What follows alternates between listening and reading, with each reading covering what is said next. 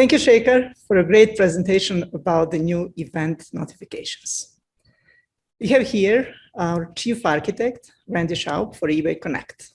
You heard from Randy last year, and I am so excited to have him with us again. Welcome back, Randy. Thank you for joining us today. Thanks, I'm excited to be here. It's been a little over a year since you rejoined eBay, all of which we have been working from home.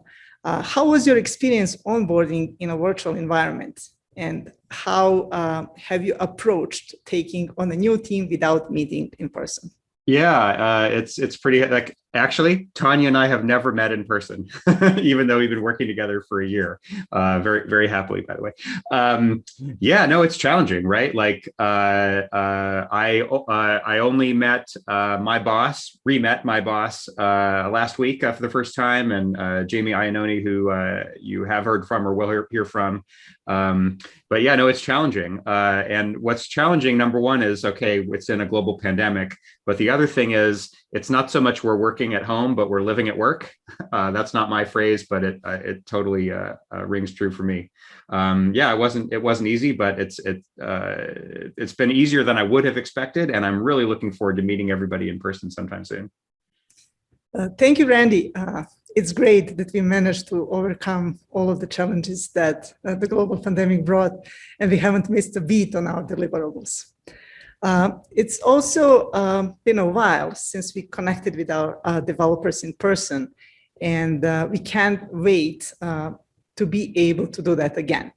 We used to meet in person at least once a year in various locations around the globe. So what is your point of view on meeting with developers and partnering with them? Yeah, well, there's no substitute for meeting directly with your customers, and we're doing our best in the virtual world, but I can't wait to meet everybody in person, and that there's just something about in-person feedback and conversation that that can't be replicated. Why does this matter? We want to do a really good job by you all, and we want a tight feedback loop. So we want to be able to hear from you. What are your concerns and opportunities, and things you like, things you don't like, and we can do stuff from there. But there's really no substitute for that in-person conversation for you know, those tight, rapid conversations. So we're looking forward to those. Thank you. Communication is one of the pillars of a successful developers program. And despite all of the challenges that COVID brought, we are trying to connect with our developers as much as we can. So in your opinion, why is the developers program a strategic initiative for eBay? Oh gosh, that's an easy one. There's so many reasons. I mean, just some quick numbers that I'm able to share. Just in the first quarter of 2021, you all brought 1 billion listings to the site. So thank you for that. I mean, that makes a huge difference to eBay. And then through the history of the buy APIs, which Tanya's team personally builds and maintains, we crossed $6 billion in total GMV. So by the end of Q1 2021. So I mean, it's hard to find something that, you know, when you're talking in the B's, right, in the billions, like that's definitely by definition strategic. And looking around the industry, you know, other e-commerce sites that you guys are probably familiar with, like we definitely plan to do more of all this stuff rather than less.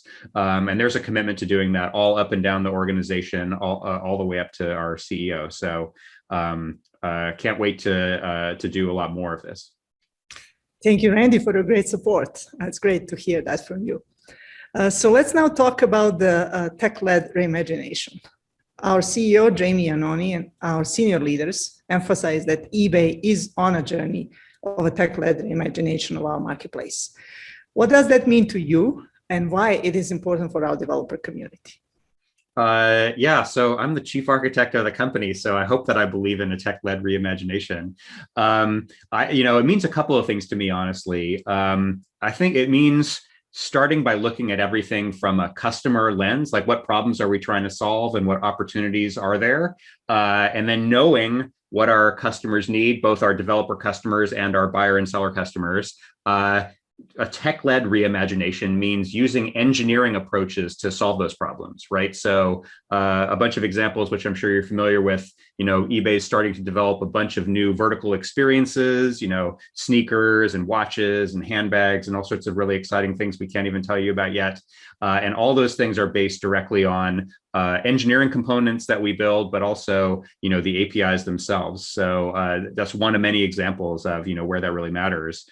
The other thing, as I wear my chief architect hat, I actually co-lead an initiative across all of eBay, which we call Velocity. And the idea is improving our ability to deliver good software to our end customers. And so there are a bunch of things that you are probably seeing, but you didn't know that you're seeing them. So if you use the eBay mobile app, which I hope you all do, I certainly do, we used to be updating it monthly, and now we're updating it bi-weekly, meaning once every 2 weeks. And we're hoping to do even more of that going forward. And you also should be seeing, again, even if you didn't quite recognize it, you should be seeing a lot more rapid updates of things that are on the main site as well. And so, a bunch of the trajectory of eBay going forward is absolutely going to be from all these technology initiatives. So I'm really personally excited to do this. And honestly, this is why I came back to eBay. So.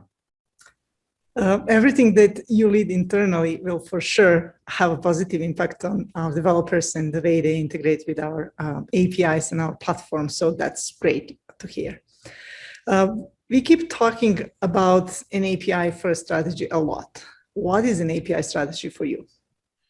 Well, I'm going to turn it right back to you, Tanya. You don't have to answer now, but in case anybody's not aware, Tanya wrote a wonderful article on the News Stack several months ago, where she outlined exactly what we mean by an API first strategy. So if you want to learn, you can learn from the best. Here's my take on it. It means thinking about, we're going to solve a new problem, go into a new vertical, add a new capability, and don't add it to the APIs as an afterthought. Do that in the first thing. So that's API first. And why do we do that? It's because we want to be able to iterate on those APIs with you, the developers, get your feedback. And actually maybe iterate on the interfaces before we even build anything. And so then we build the implementations based on something that we've already iterated on, maybe back and forth with some of you all. And that's very different than how eBay's worked in the past. But it's how I've worked at some other places. And so we're really excited about the examples we've already started doing. And some that you may be familiar with is the cost per click capabilities we've recently added to our ads. Our ad stuff that was built entirely API first and then only added to the site later. And then also the video capabilities, which you've been hearing a lot about. Also, again, that was something where we built it with the API first, and then we added it to the site later than that. And video in particular, is just a huge opportunity for e-commerce in general. Like, I don't think you could be experiencing e-commerce without recognizing that, video is pretty important. And it's particularly important for eBay. We're already actually seeing huge increases in buyer engagement for those items that have videos. So we strongly encourage you to take advantage of those capabilities. And then also just recognize and, watch this space. A bunch of the new capabilities that we're building at eBay will all be coming out API first. So looking forward to a lot more of that. Thank you, Randy. So we keep hearing from our developers that they want to participate in our initiatives as early as possible. And the video initiative is a great example for that. So we want to give them tools to be with us from the day one. After a year since you rejoined eBay, what are some things that you are particularly excited about or impressed by in the eBay's developers program? Yeah, I actually have a lot of technical things to say in just a moment, but actually one of the things that I'm so impressed by is that, again, we're in the middle of a global pandemic, hopefully getting better in a bunch of the countries that we're all in. And Tanya and team contributed to a portal done by the National Health Service in the UK to exchange for free personally protective equipment or PPE items. And I didn't have anything to do with it, but eBay started it over a year ago. And we were pretty impressed with ourselves when we were getting to thousands of items, hundreds of thousands, hundreds of millions. We're actually at 3 billion items of personally protective equipment exchanged and gone directly to first responders and medical providers and stuff in the UK as of now. 3 billion. That's pretty great. So I'm so proud to be part of a group that did that. Now let's talk about some technical stuff. So one of the things that I really like about the API program are, and I'm not just saying this, like the rigor and consistency that we put into designing the APIs. I hope you guys see it, but open API specs from the very beginning. We're now on version 3, leveraging the version 3 of Open API. A lot of effort that the team puts into documentation examples, all these things that, samples to like, here's how you use the APIs and hopefully suggest some new capabilities, new ideas to you. And it's made such a huge impact on the business. So just the sort of, as an engineer, like just the kind of rigor and engineering discipline that goes into the APIs is something that I'm particularly impressed by. And I'm not easily impressed, as Tanya happens to know. Thank you, Randy. I know that very well.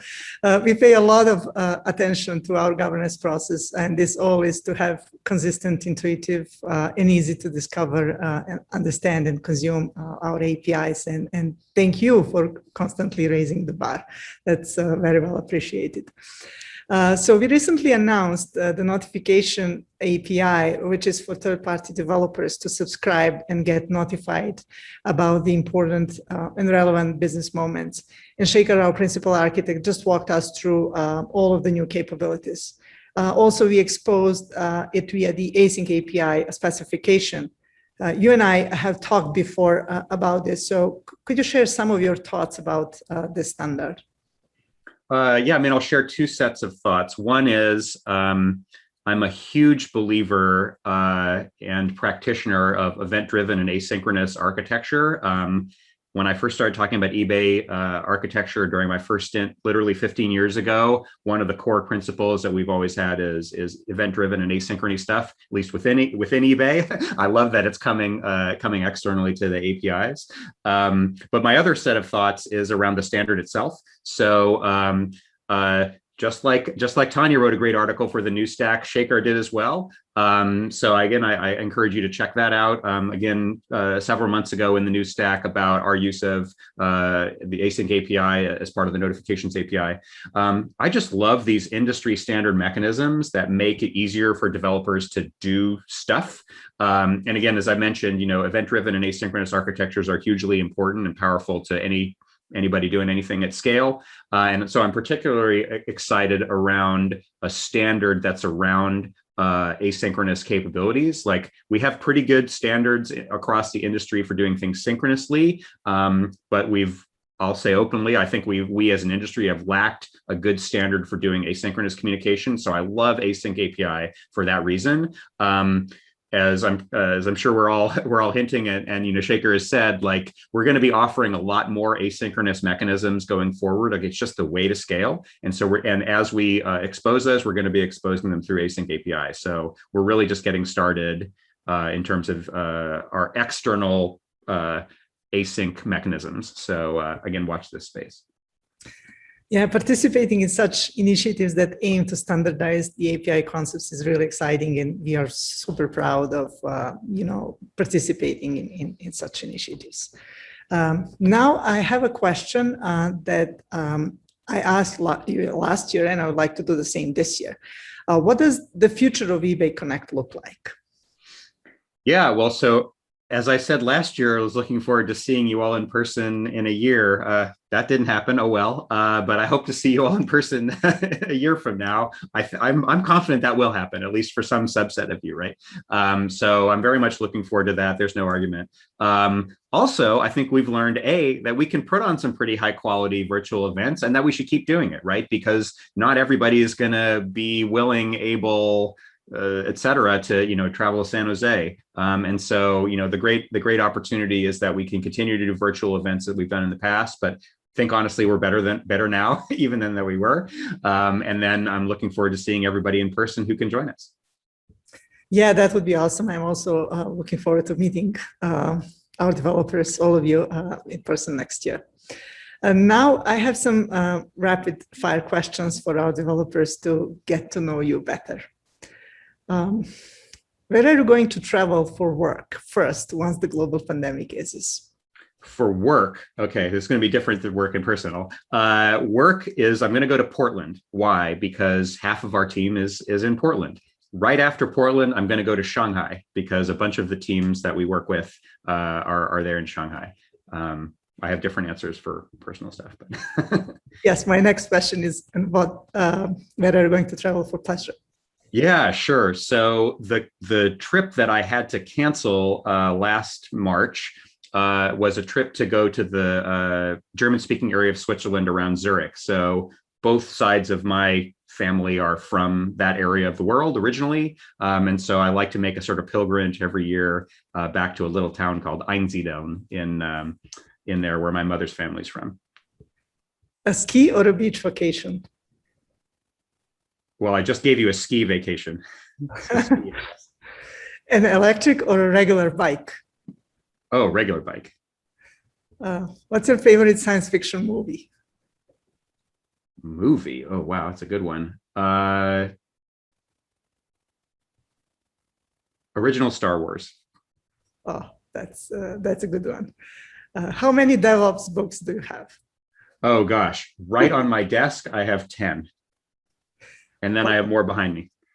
So what was the last DevOps book that you read or the book that you would love to recommend to our developers? The last one that okay, those are two different answers. The one I would recommend is, you're not going to be able to see it, is called Accelerate by Nicole Forsgren, Jez Humble, and Gene Kim. Accelerate, it's just a compendium of all the great DevOps work that people have been talking about for the last bunch of years. Really easy read.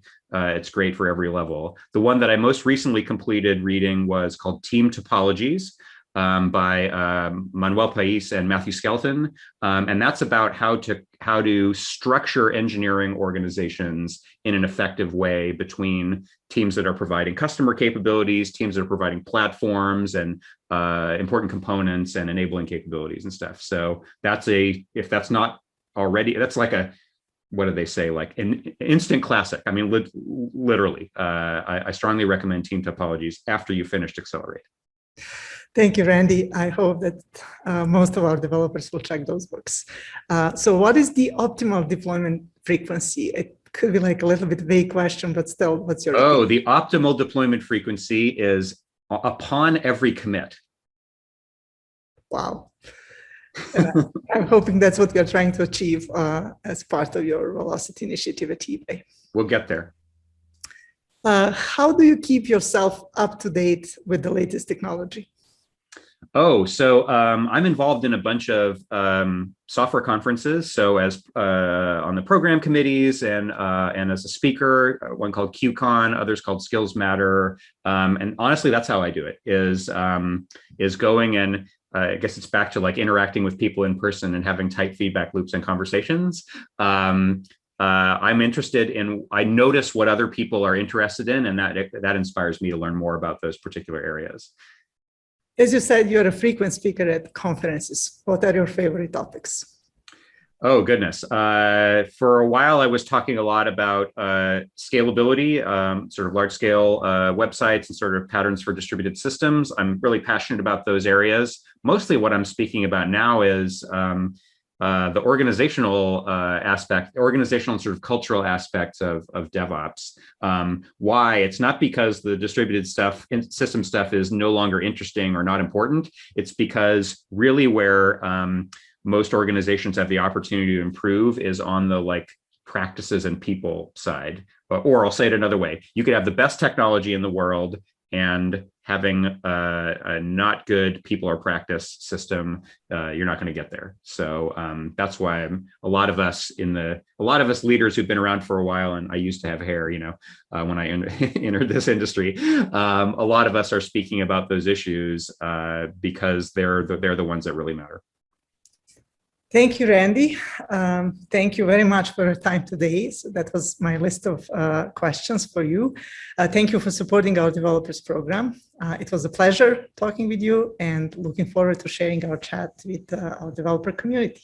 Yeah, thank you. And thank you for running the developer program. Like we wouldn't be here but for you and your team. So thanks. And thanks to all of you out there. None of this would matter if you weren't here.